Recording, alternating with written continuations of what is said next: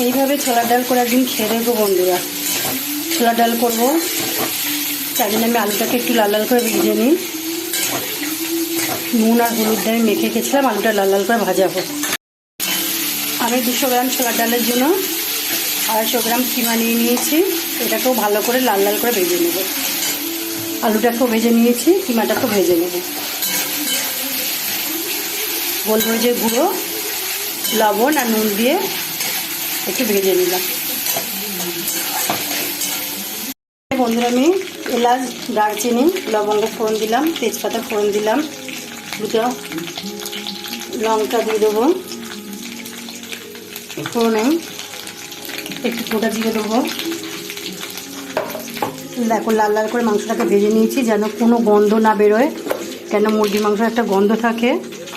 লেবু দিলে ভালো হতো, কিন্তু আমার লেবুটা নেই বলে দিতে পারলাম না। যাই হোক, ফোড়নটা হলে জিরে দিয়ে দিলাম, গোটা জিরে দিয়ে দিলাম।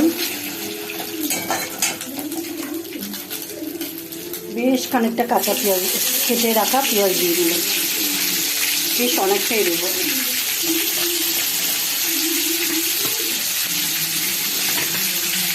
সেটা একটু লবণ দিয়ে দিই।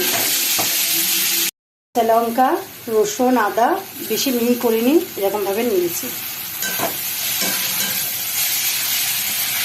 এবার জল দিয়ে পেঁয়াজটাকে আরও করব।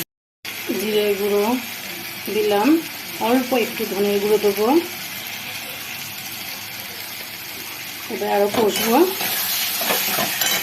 আমার মশলাটা কষে এসছে। এবার মাংসটা, আলুটা যেটা ভেজে রেখে দিয়েছিলাম এটাকে দিয়ে দেবো, দিয়ে আবার কষবো। শুধু কষার কাজ, কেন ডালটা সিটি হয়ে গেলে মোটামুটি মেতে ঢেলে দেবো, তাহলে আর কোনো কাজই থাকে না। আমার ছোলার ডালে এটা কষা হয়ে গেছে। আমি ছোলার ডালটাকে 2টো সিটি দিয়ে নামিয়ে রেখে দিয়েছি। এবারে এগুলো ঢেলে দিয়ে আর একটা সিটি দিয়ে দেবো।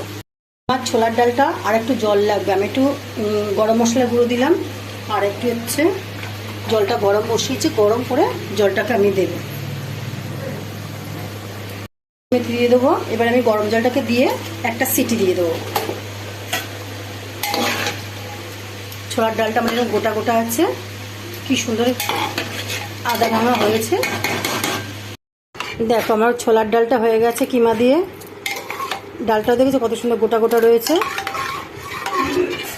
এইভাবে তোমরা কিমা দিয়ে ঘুগনি করে খেয়ে দেখো। বাচ্চারা তো চিকেন এমনিতেই ভালোবাসে। বাই বন্ধুরা।